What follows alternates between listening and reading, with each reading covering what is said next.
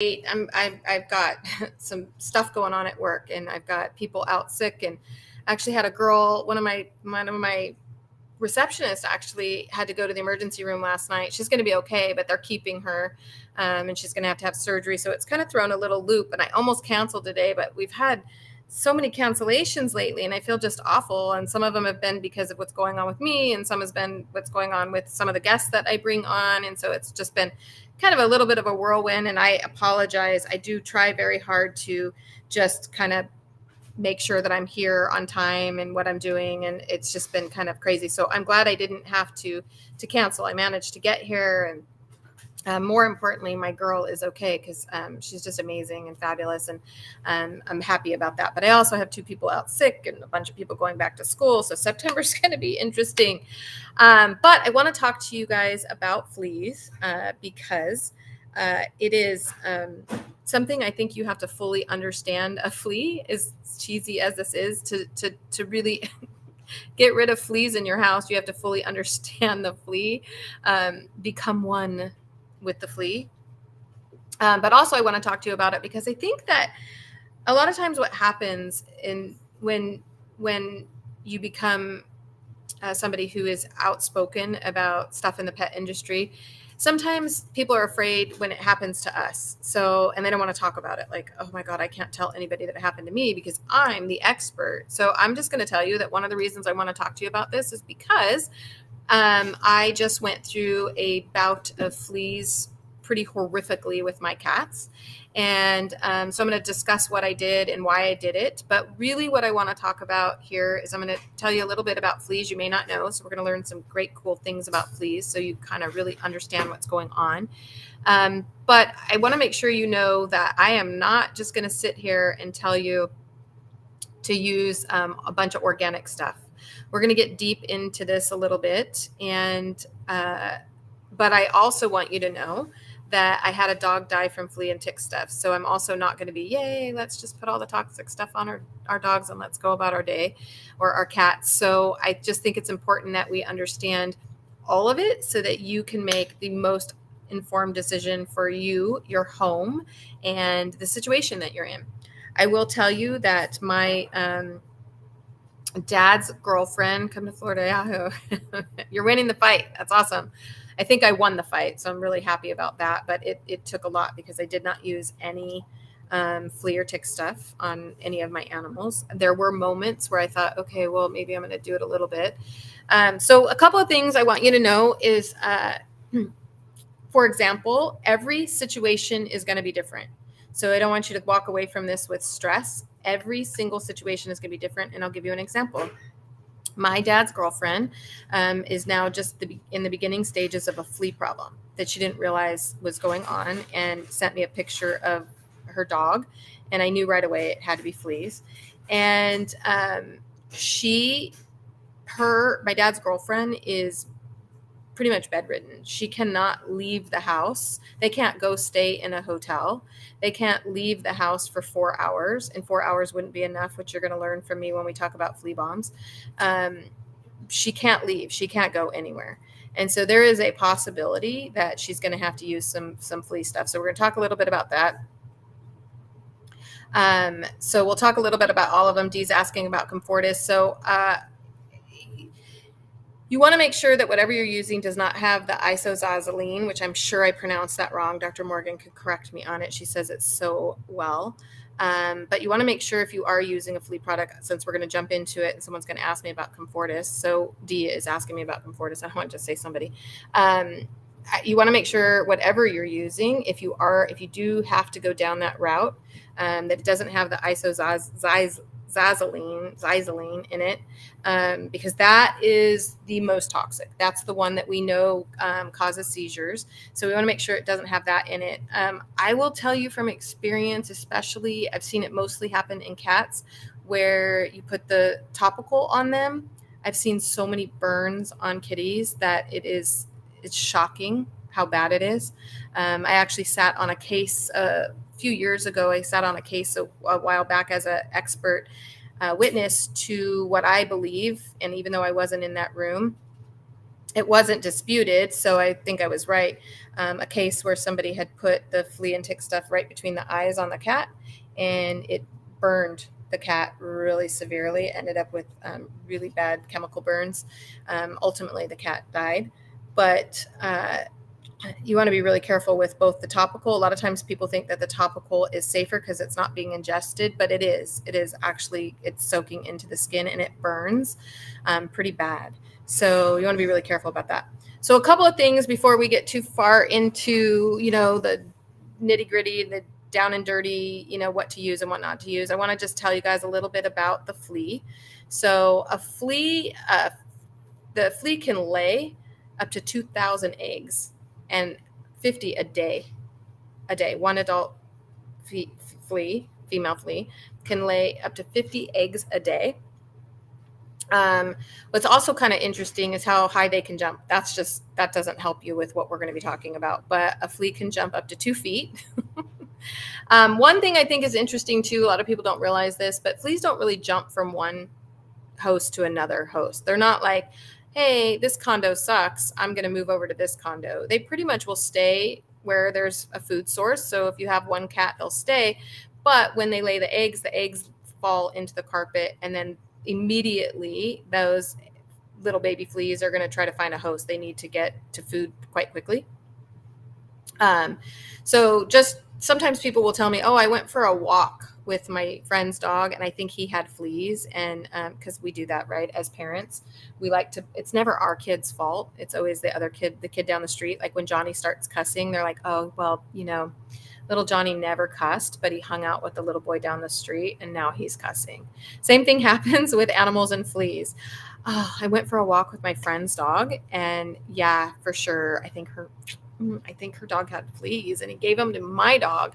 Not likely. He probably picked them up in the grass because fleas don't jump from one host to another. They don't just do that. They don't just go, oh, this isn't good over here, unless there's something wrong with that animal. So if the condo is leaking, right, or it doesn't have good bones or whatever you want to call it, the condo isn't providing enough shelter, maybe the air conditioning broke, then the flea might leave. But in general, the flea is going to hang out at its condo so long as there's a food source. And I don't know why I'm referring to your dog as a condo. Other cool things about fleas, you may not know this, but there is a difference between a cat flea and a dog flea. Dog fleas will only go on dogs. They won't go on cats. But cat fleas will go on both. And dog fleas live in mostly in Europe. So we really don't have dog fleas here in the US. We mostly have cat fleas, but cat fleas will go on your dog and your cat, but they prefer the cat. So if you have cats and dogs, you're going to have a harder time getting rid of fleas than if you just have a dog. So cats tend to be the biggest carriers because when they go outside, those fleas, if they're going outside, or if you get one in the house, then they prefer to live with your cat. And if you're like me and you have 4 cats, you're going to have a nice little time battling with them. So I've had my dogs. I have Ansel and Nevada. I've had them for Ansel's 13. So I got him when he was about a year. So I've had him for 12 years and Nevada is 12.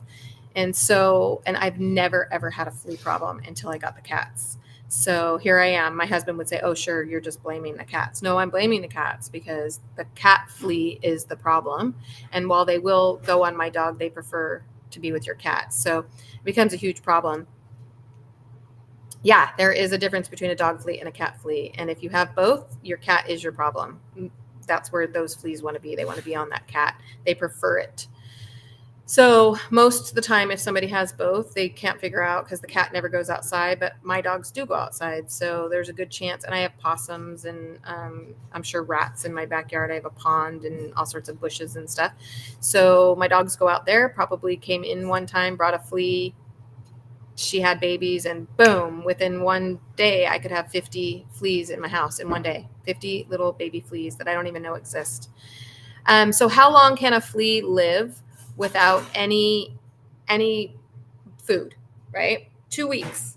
So if you're going on vacation for 2 weeks, get all the animals out and you won't have to do anything. If you're going on vacation for 3 weeks, even better. But if you're going to be leaving the house, that's probably the most organic way to rid your house of fleas is to get everybody out for 2 to 3 weeks. I know that sounds crazy, but some people do go on vacation for 3 weeks. And so consider this. If you're going on vacation and you're going to have a pet sitter come into your house, maybe just for this one time, because you have a flea problem, consider boarding them somewhere for 3 weeks. And if you're going on vacation, because the flea won't survive. I'm moving this down because my sticky hair is driving me crazy. But I had to quickly get ready to come on here because I was running late at work and that thing is sticking out of my head. Ellen DeGeneres did a thing on fleas one time. It's hilarious. I highly recommend you listen to it. It made me laugh so hard, but probably because I work in fleas, I guess. That's my job. She said, what the heck are fleas for? Like, why do we have them? And she said, it was this whole skit she did about talking to God and wanting God to tell her why the heck he invented fleas. And he basically says to her something along the lines of, well, my child, I needed the flea and tick companies to make money, flea shampoo companies to make money. So companies could create, and which is true. I just think, God, like, what the heck is the flea for? But I think there are, like, possums eat fleas. So I guess they do provide some food for some of our animals out there, but boy, are they bad. So every year since I have worked with animals, and I told you we're going back 40 years, every single year I have heard this. Wow, this is a bad flea season. Wow, this is bad flea season. Oh, this is the worst flea season I have ever seen. Oh my gosh, I hope we don't have a bad flea season like we had last year. That was horrible. I have heard that for 40 years. Flea and tick medication came on the market. Don't quote me on this, but somebody could Google it if you want, because this is a little fun fact we could all find out. I'm going to guess Frontline and Advantage. I think it was Advantage first. That Advantage came on the market. Somebody check my facts. I'm going to be so stoked if I'm right. I'm going to say 1992. I'm going to say in 1992 is when flea and tick stuff first came on the market, and I believe it was Advantage. I'll be really interested on knowing that. So, but before that, we had to use flea dips, and we used all sorts of chemicals, pyrethrins, and all sorts of stuff that killed fleas. But that's how we did it. There was a company I remember back in the early 90s, late 80s called Flea Busters. I think they still exist to this day, and they would come out, and that's how you would do it, and you would get rid of them. What I'm going to say now is that this is the first year that I'm willing to say, and maybe it's just because I had the problem, but I had my cats last year. So this isn't my first year with my cats. But I am going to finally admit and say that I think this is the first year I will agree this is the worst flea season I've ever seen. Some people say it's because of the rain. I hear that. I've heard that for years. Oh, it's because we got a lot of rain, or it's because we didn't get any rain. So there's all sorts of. Frontline has been around since 1970. Oh, really? I can't believe I was that wrong. Lori just wrote me that Frontline's been around since 1970. Well, we didn't start selling it at the vet hospital until like 1990 or whatever. It became really known. So thank you, Lori. My point to that is that as the flea and tick stuff came on the market, I think what has happened is that, and you can kind of track it, just going through it, the flea became more and more immune, and so they made it stronger. And then the flea and tick became immune, because there was a time when I didn't care how much Frontline and Advantage you put on your dog, it didn't work, and so they made it stronger and stronger and stronger. And in doing so, our animals started to get sicker and sicker and sicker, and we saw all of these side effects from the flea and tick stuff. Probably one of the most important things that people don't understand, like especially topical, people do not realize that all of that stuff requires the flea to bite your dog. So it's not a repellent. It's not like Frontline and Advantage that goes down the shoulder blade is not a repellent. It does absorb into the skin, and it requires the flea to bite your dog in order to die. So there's a lot of those products on the market right now. And so one of the things I want to talk about, so now that you guys know, 2 weeks, if you wanted to just bail, get out of your house and leave nothing there for the flea to eat, then you could break the cycle. And that's the most natural way to do it, is just get out. Take your dog to a groomer, or take it to a do-it-yourself dog wash or whatever it is. Give your dog a nice, good flea bath. I like to use, there's a shampoo that I use called Zap, Z-A-P. And if you lather that at full strength and leave that on your dog, it'll kill the fleas really well. I don't recommend using Dawn dishwashing detergent. The company doesn't recommend using it. But one of the reasons, aside from the fact that it's harsh, it absorbs oils, and that it's not designed for animals, particularly one of my problems with it is that if you did use it and it did cause an adverse effect to it, you would have zero recourse. And people continue to use it. So don't use something like that you can't keep track of and know what's going on. So don't use Dawn dishwashing soap. But there is a product I like called Zap. It's not the most, don't send me hate mail. It's not like you're going to read the back of it. It is more natural. It has some oils in it and stuff like that. But it works, and I know it works really well. But you do have to leave it on for a long time. So if you're going to, oh, by the way, the flea can lay up to 2,000 eggs in their lifetime. Right? So gross. Also, the little black stuff that's left on your dog, which I always tell people, if there is little black debris, sometimes people think it's flea poop. If there's black debris on your dog, there's a flea. So I don't need to see a flea moving around on your dog. All I have to do is lift the hair back. And if I see little black specks on your dog, I know there's a flea, or your cat. What that is when the flea bites an animal and it releases a little teeny tiny droplet of blood comes out.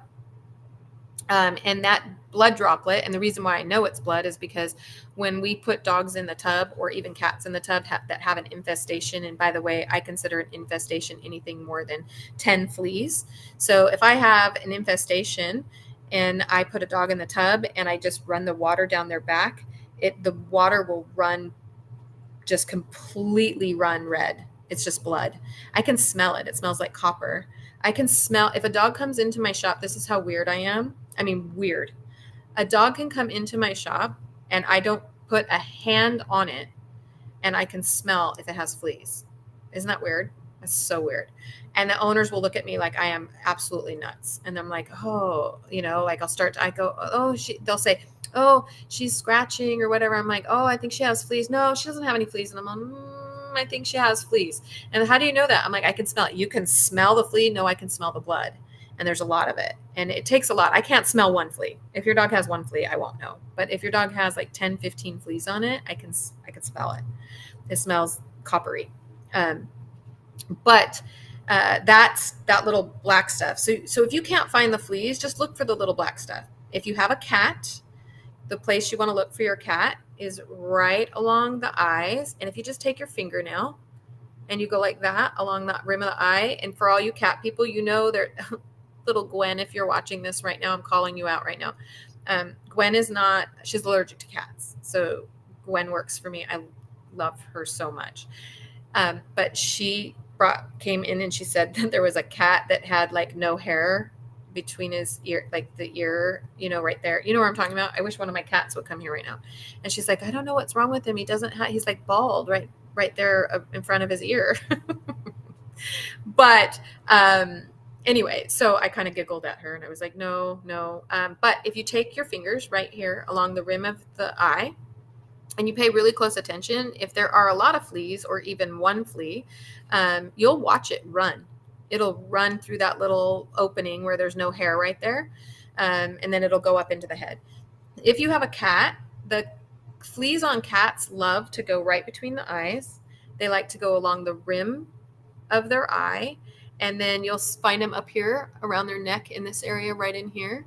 And then if you roll them over on their back, they like to go down around their belly.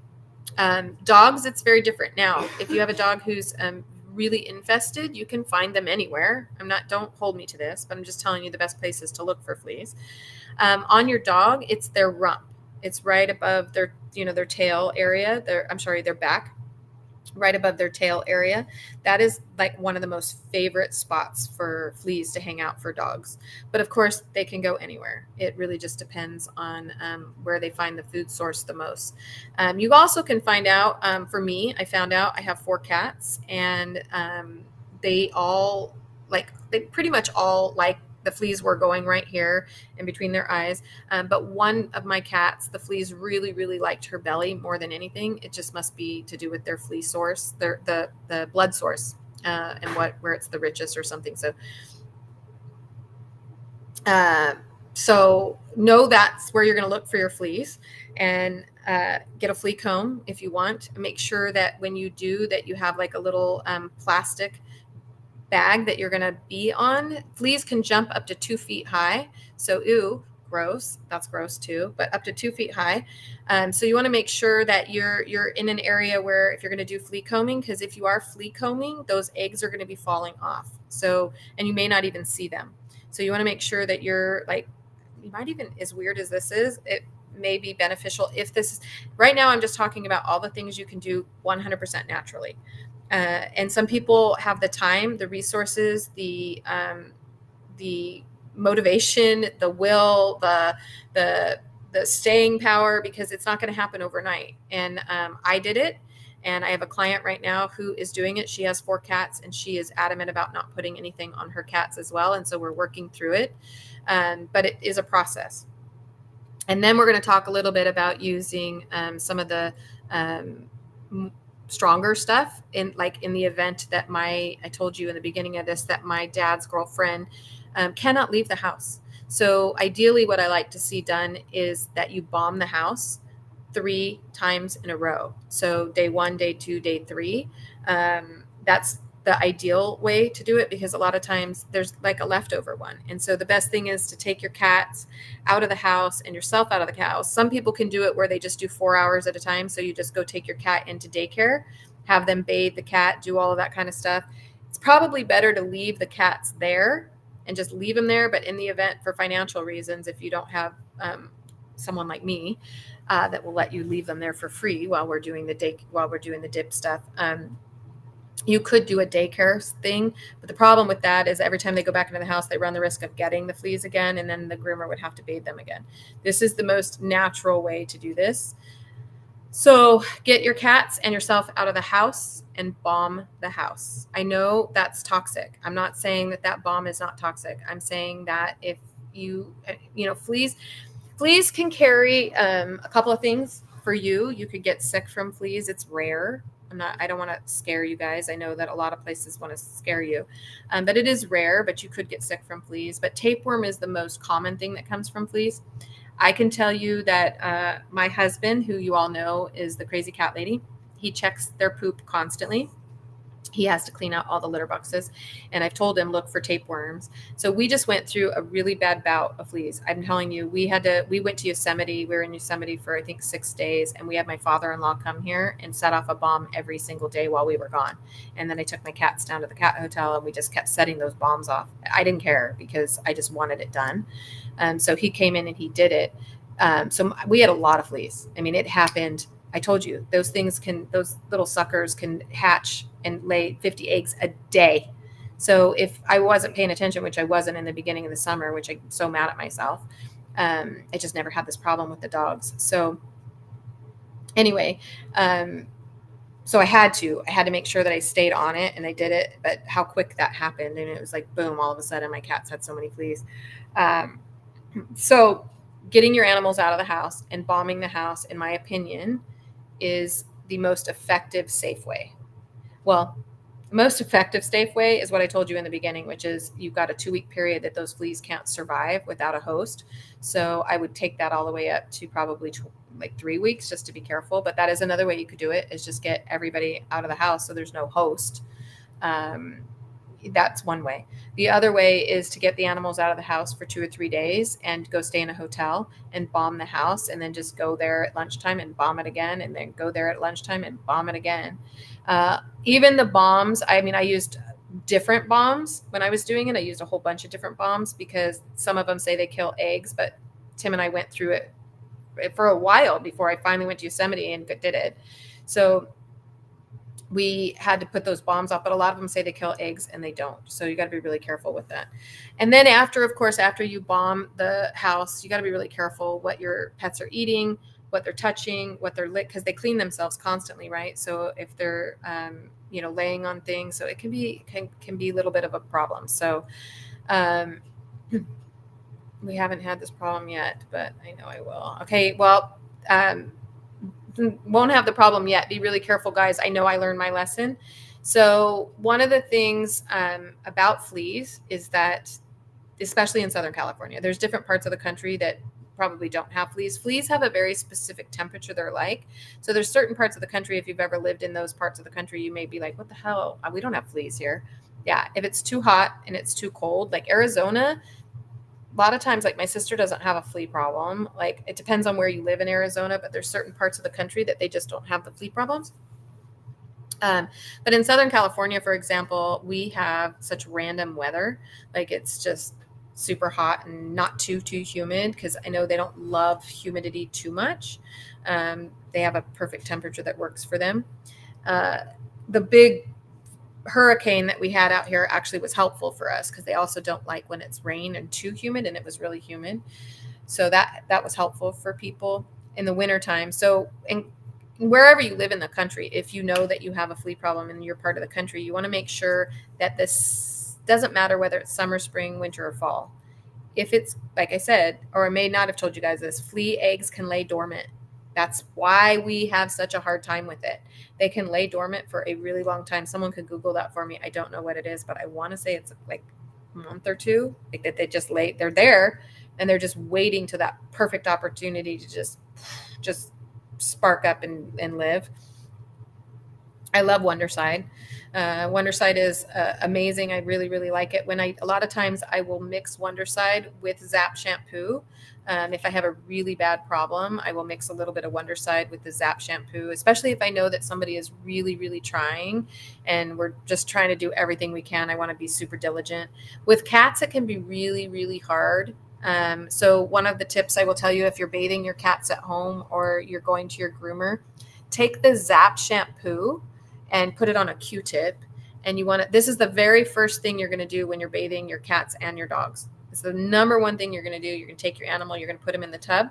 And the first thing you do is take a Q-tip, dip it in the Zap shampoo, or if you have something else that you think will work, and you want to rub it right along the rim, being very careful not to get it in the eye. Actually, I take it back. The first thing you want to do is get some mineral oil and put it in the eye. And that's going to create a little barrier. So in case we get shampoo in the eye, so you put a little bit of mineral oil in the eye, and then you take the Q-tip, dip it in the Zap shampoo, and run it along the rim of the eye, up between the eyes. This is for your cats, and up around the rim of the outside of the eye. And what that's going to do is create this like little barrier, because when you're bathing an animal with a lot of fleas, the fleas like to actually run inside the eye. They'll go in the eye. They'll go deep down inside the ear, which is why you have to do this a lot. And then when all's clear, they come running out. And so they actually can go inside the rectum. They can go inside the mouth. And if they can get in there and out fast enough, so hopefully the animals don't swallow it. Because in order for a dog or cat to get tapeworm, the dog or cat has to eat a flea. They have to eat the flea. They can't eat tapeworm. So if your friend's dog had tapeworm and didn't have fleas because she already got rid of them and you went over there, he would have had to eat the flea in order to do it.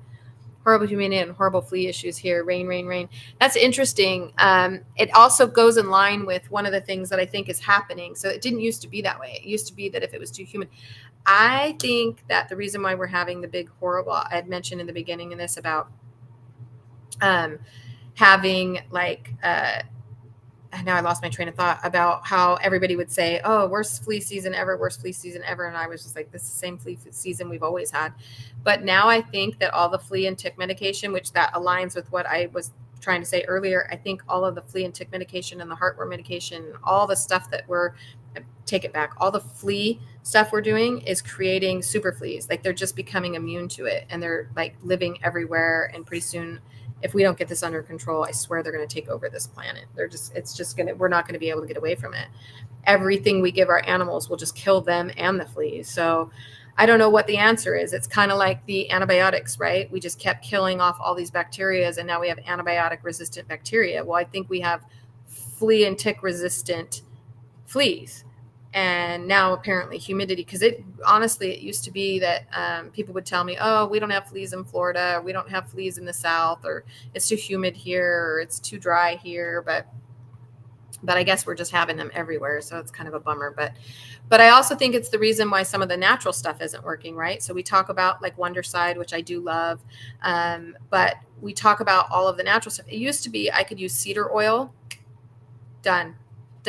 Nothing. I could put cedar oil. I would take my dogs out for a walk and I would spray them before I'd go for a walk. No problems at all. And now cedar oil doesn't really work. It can. Some people can find some good results from it. I don't want to say it absolutely will never work for you, but it's definitely not a one and done. You can't just spray it on and then just one time and then take your dog for a walk all that week because he didn't get a bath. It would have to be on every single day. And I actually think you need to mix it up a little bit in case there's something in the house or whatever we should be doing, making sure that we're not, doing that. I don't know, making sure we're not making more resistant fleas. But I do think that these fleas are becoming so resistant to everything. I can't find anything that is like a guaranteed work. I just had a dog come to me the other day and they were giving him, I can't remember the name of it. Dang it. It might have been, no, I don't think it was Comfortis. I can't remember, but it was one of the NexGard. They were giving NexGard and this dog had live fleas on him. So it's not even working. That's kind of my problem with the toxic stuff is that people are using it and it's not working. So now it's kind of like I got my dog sick and it didn't even solve the problem. So and then whatever you do, don't double up. I had a client a couple months ago. Well, I'm sorry, it was a couple years ago. And she wanted me to she actually brought it in. She wanted me to put Frontline between the shoulder blades and Advantage on the back end of her dog. And she said the vet told her to, but I called the vet because I was like, no way. There's no way a vet is going to tell you to mix those two things up. So don't do that. Sorry, I thought I turned my phone off and I wanted to answer it or look at it because of how many people, what's going on. So mix them up, not at the same time. So like 1 week you use peppermint, 1 week you use, just to kind of trick the fleas, because they start to become immune to it. So if you're always using and it's in your house and they get used to the smell and they kind of figure it out. So you kind of want to trick them. So use some cedar oil this week, some peppermint oil next week. Just kind of get it so that we're not, getting them used to it. So we can kind of move stuff around a little bit. Internal powder and seems to be working pretty well, but he may have a flea now. Such a bummer. By the way, you guys, sometimes these come up as Facebook user. It doesn't tell me your name. So if it is somebody that I should know, I'm so sorry if I don't address you by name. It's only if you are coming through on the Spaws page that I know. Yeah, that's what I mean. So just kind of mix them up a little bit so we can try to hopefully not create resistance to them so they can kind of not get used to it. So let's talk about one of the other things, like when we talk about giving our animals flea and tick medication. One of the things that's always bothered me after I lost my dog is how do they know it's 1 month? How do they know you have to give it on the first of every month, right? It just has to be the first of the month. I find that hard to believe. I think it was just for convenience and easy, and it's easy to go give it. It's a once a month pill, right? Sounds better than it's a 37-day pill. Doesn't exactly market well, but a 30-day, you just have to give it once a month is easy to market. But if you do find yourself, this is what I recommend to my clients. If you do find yourself in the situation like my dad's girlfriends finding them in, where they feel like, what do we do? Because we can't leave the house. So they can't bomb the house. They can't starve the fleas to death. They just don't know what else to do. And my dad's girlfriend's 88 years old. And, they've got a lot going on there. And so they love the animals, but at this point it's something they may have to do. So what I'm recommending them do is to make sure that it doesn't have the isozazolene in it. And I don't know, you'd have to check Comfortis for me. I think Comfortis has it in, and I know maybe someone can help me with this. Dr. Morgan recommends one that is better than all the other ones if you have to use the toxic stuff. Like I should have looked this up before I came here, and I was going to, honestly, but I struggled to get here. But I can't remember the name of it, but there's one of them. Maybe somebody can help me that she recommends, but I'm going to take that a little bit step further. And she may have, I'm not even taking it a step further. She's probably already told you this, but try giving a quarter of that pill. You don't have to give all of it. Try giving a quarter of it, and see if it works. If you see dead fleas, then it's working, and then you don't need to give all of it. And also, maybe you don't have to give it every month. Maybe you can give it every 6 weeks, or maybe you can give it once every 2 months, or push it out as far as you can push it out. You're not going to need, if we're only talking about fleas here, I'm not talking about ticks, and I'm not talking about heartworm and that kind of stuff. So I think it's interceptor. See, I do too. I think it's that one too, but I think it was for heartworm too. I don't know. I'm so bad at this stuff. I don't use it, so it's not in my head a lot because I refuse to use it, but I am not judging anybody that does need to use it, because I'm telling you, my father-in-law, my dad's girlfriend, I know they're going to end up using it. They're going to have to, because they can't leave the house. And I'll bathe their dogs every day, but they're living in the house, and unless they can get something in there. So they probably will have, flea busters might be able to come out, but I think even flea busters, they have to leave for a while. So we're going to work on that. And when I come up with something for that, I'll let you know. But maybe that, Lori, I think somebody had just posted what it is, because I can't remember what the name of it is. But even that stuff, I would say use a quarter. Don't even use a half of it. Use a quarter of it. Comfortis, she did. Okay. But so if you're going to use Comfortis, use a quarter of it and see what happens. And then, you can always give the rest later. It's not like, oh my God, if once you've given it, you can't give the rest later. Remember, they make those for weight also, like how much your dog weighs. So and it's usually a really big range. So if your dog is on the lower end of it, then, my God, he could be getting all of that extra meds. So, and make sure, and then, like I said, 6 weeks, 8 weeks, who knows how long it's going to work, and whether it's going to be in there breaking the flea cycle or not. And so, because that is what you need to do, is break the cycle. Be really careful with using dips that have like pyrethrins in it. That's kind of old school. If you're taking your dog to a groomer, make sure you are asking what they're using and how they're using it. So don't just assume that your groomers are using. I told you I sat on a case for a cat that died in a mobile grooming van. She probably had no idea that he was going to put something that toxic between her cat's eyes. I have to guess. I mean, they ended up winning the case. The girl ended up winning the case of her cat that died. But I have to guess that the reason he put it there was for convenience, and he thought that it was something that would just kill them all, because that's where fleas go on a cat. They go here. And so whatever he put there, I'm sure, was to kill all the fleas, because that's why she called the mobile groomer, because the cat had fleas. So we knew that.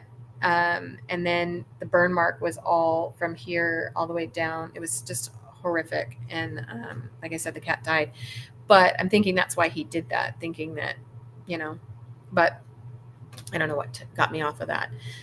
You can use a tiny bit, whether it's the topical that you're using or and to be honest with you, I think I hate the topical more than I do the pill. I know that sounds crazy coming from someone like me, but I've seen so many burns and permanent scarring. And I just think, hopefully that it's not it can cause an upset stomach. So make sure that you, lime and sulfur also does work for fleas. So if you are bathing them at home, what can work is vinegar, and you add a little bit of vinegar into the water, and you could just spray apple cider vinegar on your dog, and it stinks, and you want to make sure it doesn't get in their eyes. Get a cone. This is how we do it at the spa. So we will spray them down with apple cider vinegar. I put a cone on them. As I told you, I take a Q-tip and I go along the lining of the eye, put some drops on the eye first, put along the lining of the eye. But for me, what I'm doing is watching to see those fleas all run. I want them to get away from the head. And I can get them all away from the head, then I can lather up the body as much as I can. Thick, and deep. If you're getting a cat, remember that they have very interesting coat. And so you could lather up all the top and you wouldn't even get the skin at all. So you have to get deep down in there. And then I put a cone on them, and then I put them on a little heater because I don't want them to get cold. And they're sitting right by me. I can watch them the whole time. And they will sit depending on what I think the situation is at home. They will sit. I've had cats sit as long as an hour on that to make sure everything is dead. Remember that fleas can if you get them wet and they kind of sit there, get a white towel. You can get a flea wet and they kind of almost like play dead like a possum. And if you put them on a white towel, you can watch. And up to about 5 minutes, you can see them come alive. So you just because they're not moving when you get them wet does not mean that they are dead. So you want to make sure that you take the flea and put them on something. If you're flea combing at home, make sure you get a little thing of alcohol and you put them in that alcohol. Alcohol will kill them, but you're not going to put alcohol on your dog. But alcohol is cheap, or even peroxide. It doesn't matter. You're trying to kill the stupid little thing. Sorry, I just don't have a heart for fleas. They just are horrific. So just put a little, a little cup there, and then you can flea comb the fleas out that way and do that with them. So I don't know if there was any questions in here. Food grade diatomaceous earth definitely can help. Make sure it's food grade. Solutions. So the dog food company Solutions, which you all should know if you haven't heard me talk about it, it's one of my favorite. Solutions actually has a goat's cheese that has diatomaceous earth in it, and I've been giving that to my animals. Now, do I think that was the end? I don't know. I don't know. I'm not one of these people who had time to, I'll try this, and if that doesn't work, I'll do this. I did it. Like, we're going to do this, we're going to do this, we're going to do this. I did the diatomaceous earth after I did all the bombing because we were in Yosemite, and when I came home, I wanted to start making sure. It's interesting because I had switched my cats this year. Last year, my cats ate nothing but small batch.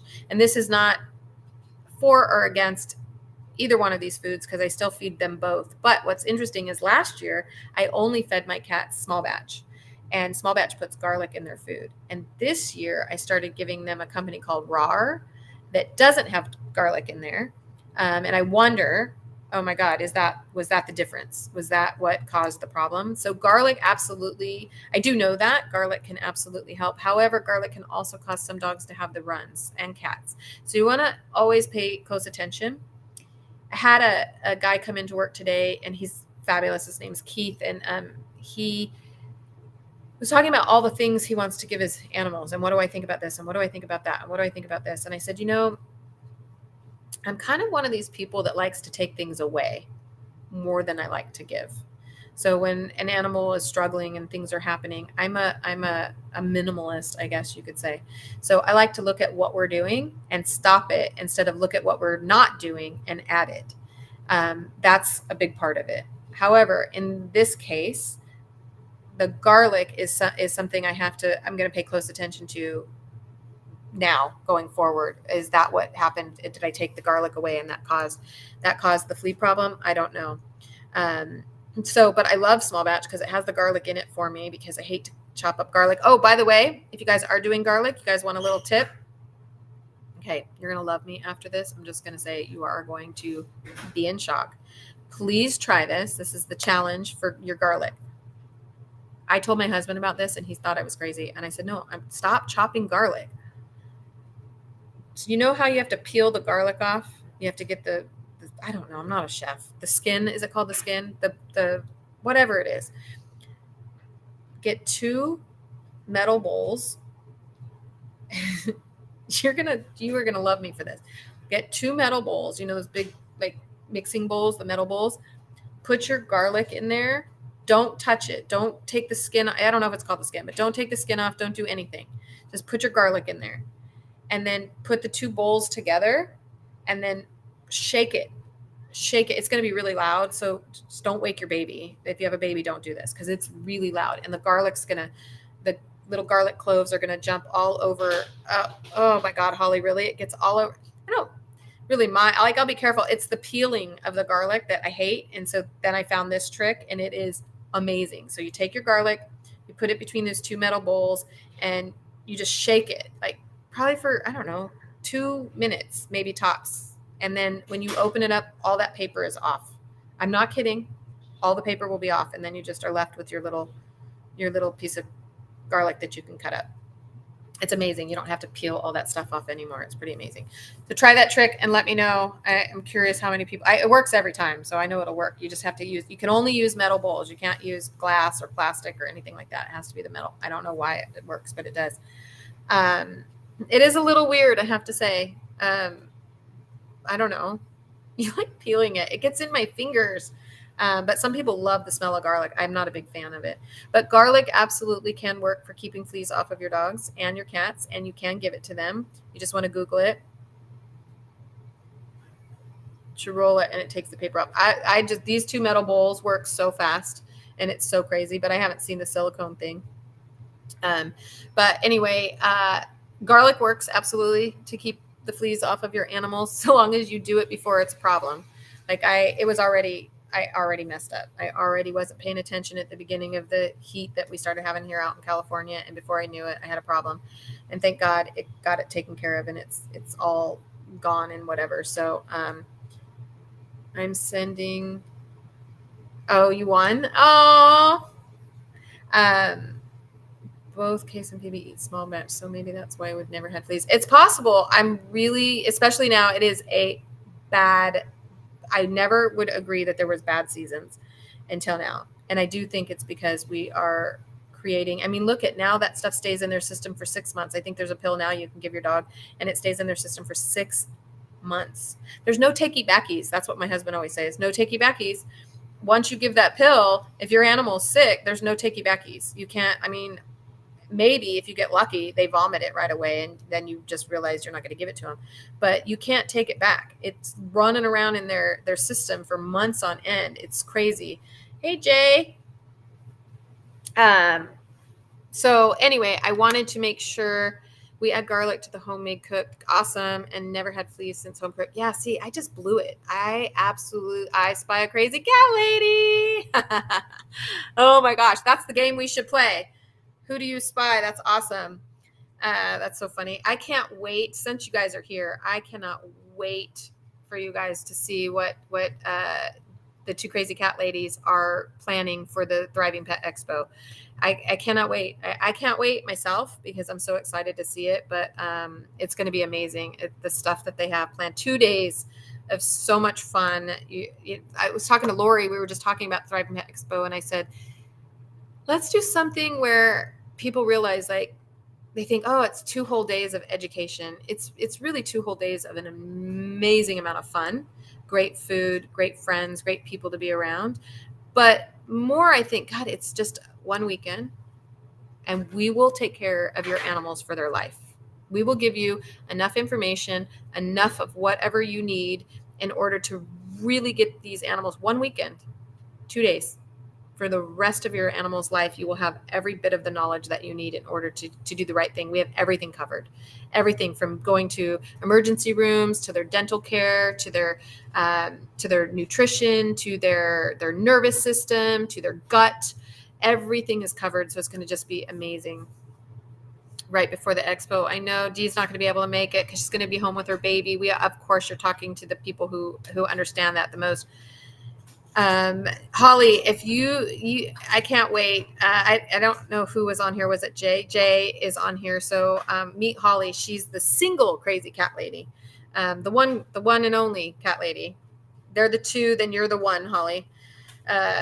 So it's going to be, I just can't wait. It's going to be so much fun, but back to our fleas. So be really careful. With everything that you do choose to do. I don't want to keep you guys for too long. We're coming up on the 6 o'clock hour, but I just want you to know that whatever you choose, I just recently told a veterinarian this. She and I had a little disagreement. It was a friendly disagreement. And she said, I really do love your cat. And I said, I know you do. But one thing you will never do is love my cat as much as I love my cat. So we're going to have to just kind of part ways. So what I want to say to you guys is that I love animals, but I don't love your animals as much as you do. I can't love your children as much as you love your children, and you can't love mine and all of that. So whatever choice you decide to do with your animals, I support you because I know that you love them and you're living a different situation than I'm living. I own a boarding facility. I can bring my cats down to my boarding facility and leave them there free of charge for a week.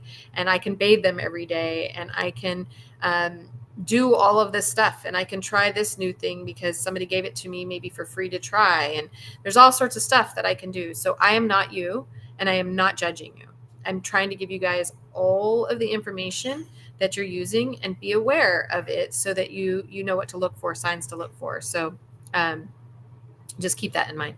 But I wanted to make sure we sat down and we talked about fleas, and I wanted to make sure that I came out of the closet, I guess we could call it that way, because I know that people like us who are very vocal in the pet industry, sometimes people don't want to talk about what's going on with their animals, and then they get embarrassed and they're like, I know when my cat died she was 21 or 22, we're not quite sure.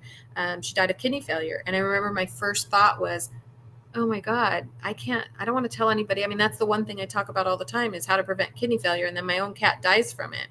And it was actually Dr. Morgan, bless her heart. And it was when I first started getting to know her. She said, Carrie, your cat was 21 years old. Like, are you kidding me? That's amazing that you got a kitty to live 21 years old.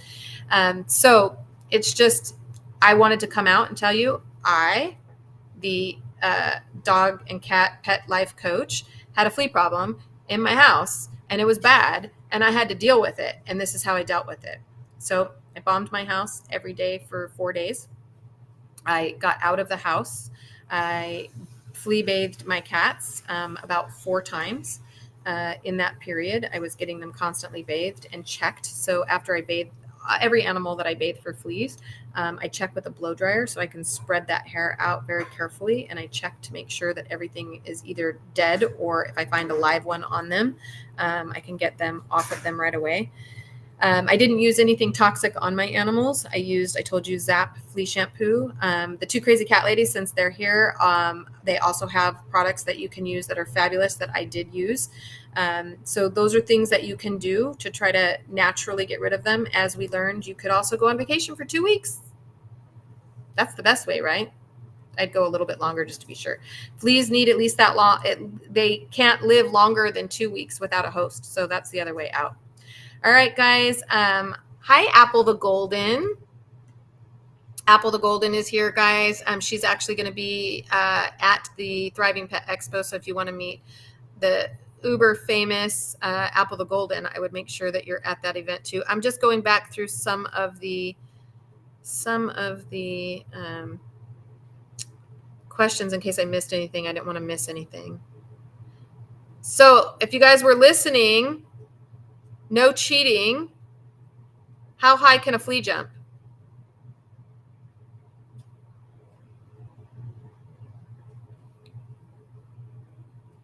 I was reading Lily's thing. She says she's been put little coconut oil in his ears. He enjoyed having his ears massaged. Your thoughts, Lily? Coconut oil is pretty safe, Lily. I like to use coconut oil because if it leaks out, because the eye is so close, and obviously our dogs move. So I like to use coconut oil if I'm going to put that in there. But I also am a minimalist. So unless you feel like there's a real big need for coconut oil, try massaging it without anything.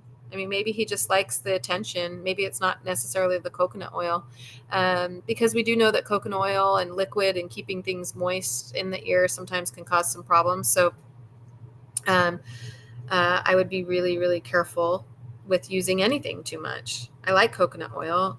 Is there readily available info on nutrition supplements and or products that are safe, unsafe for pregnant or nursing girls or stud dogs? We love diving into all of this amazing information. But for those of us that show and breed, it's always a concern to try to stay up to date with natural holistic. That negatively impacts the reproductive side of things. Yeah, Laura, I'm sure that is... Is there any readily available info on nutrition supplements and or products that are safe, unsafe for pregnant? I'm not really sure if anybody's done something like that.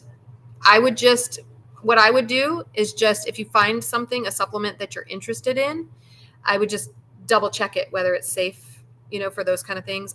Like I said, I'm a minimalist. I like to do most of the stuff through nutrition. But I do recognize sometimes there's a need for stuff, and we do need it. Anybody guess how high can a flea jump? 2 feet. You were listening. I had 2 feet. That's high. I'm only 5 feet. I'm like, that's like up to my waist. Those things can do. How many fleas eggs can Jay got it too. She probably already knew it. 2 to 3 feet. She probably already knew it. How many eggs can they hatch in one day? Up to. That's just gross. It's just disgusting when you think about it. It's so disgusting. Fun stuff. And then don't forget, there is such a thing. This I always found very interesting. Yeah, up to 50 a day. And then 2,000 in their lifetime. 2,000. Can you imagine? 2,000. I had a cat one time. This guy, God bless him. I actually told him to use Comfortis. This was back in the day. I told him to use Comfortis, and I told him to use a tiny piece of it. He had a white cat, and he would bring that cat to me every week. And this is where I draw the line, guys. This is where I draw the line. He would bring that cat to me every single week. The cat was anemic. It was anemic. I would lift up her gums. They were pale white. That's how many fleas she had. Every week he would bring that cat to me, and every week I would bathe it, and every week I would make sure it was a white cat. And I've got my technique down pat because I've been doing this for years. Every week I would send that cat home with not a single flea on him, not one single flea. And then the next week he would come back, and this cat was so anemic. And so I told him, you have to give Comfortis. So make sure that you don't go so far down the rabbit hole or you get yourself too scared that you actually jeopardize your cat in that way. So be really careful about that. Cats can become anemic, especially if you have an older cat or a cat with any kind of conditions. They can become anemic, and then they can get really sick, and they can actually die from the fleas. Those are rare cases, but it can happen. So you want to make sure that you're, aggressive in the way that you're going about it, in the way of paying attention to what you're doing for your cat. So if you're giving your cat something and your cat's drooling and there's some problems, you need to do something. But pay close attention. Don't just keep saying, nope, I'm not putting that stuff on. I'm not putting that stuff on.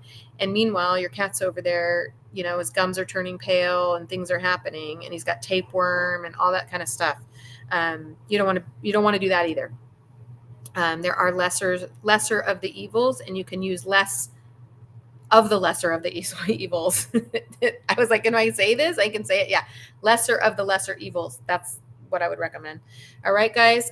Also make sure when you're talking to your groomers, if you bring a cat in, you know exactly what they're doing, what they're using, how they're using it, right? It wasn't enough for that lady that I sat on the case. It wasn't enough for her to know what they were using. He might've said to her, I was using Frontline. I'm going to use Frontline and Advantage. Did she know he was going to put it right between the eyes? I bet not. And that is what caused the death of that cat. So just be really, really careful. Make sure you don't, if a groomer doesn't like you questioning them, find a different groomer. Same with your vet.